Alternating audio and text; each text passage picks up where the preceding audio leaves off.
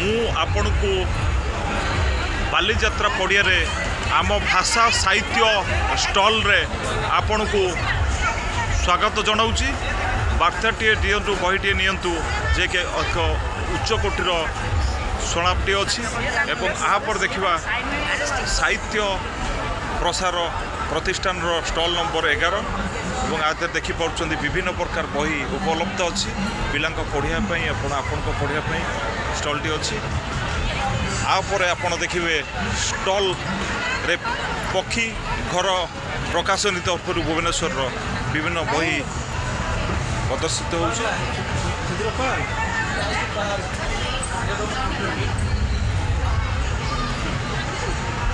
बहुत उच्चकोटीर लेखक प्रकाशित बही एठार आपण पाइपर। यही बालीजात्रार आम साहित्य आम भाषा और साहित्यर स्टल रे आपण पाइपर एवं अन्य एक स्टल रे walking books fair stall number 9 जोटा कि आपण पाइपर नेताजी बस स्टैंड बा पुराना नुआ बस स्टैंड कटक रे आपण पाइपर विभिन्न प्रकार बही मध्य उपलब्ध अच्छी।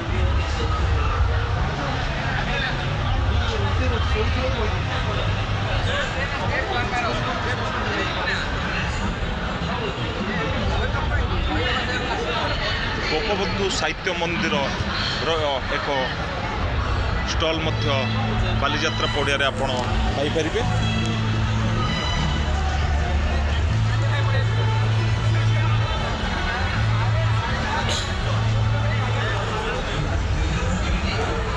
थियोसॉफिकल सोसाइटी कटक शाखार पुस्तक प्रकाशनर एक स्टल मध्य यही आम भाषा साहित्य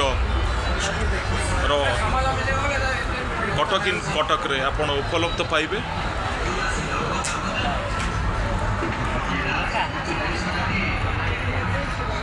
Sai Jamuna publication stall number 6 रे आपण आसंता नुआ वर्षर कैलेंडर एवं छोट छुआ पाठ्यक्रम एवं अनेक लेखकंकर लेखिकांकर पुस्तक Piper.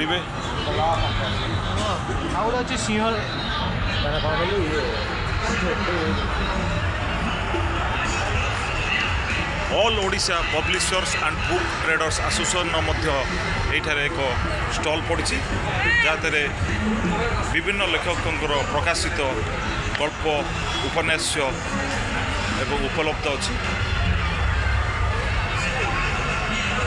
National book trust of India NBT Bharat सरकार बही एक स्टल मध्य आपण पाइपर।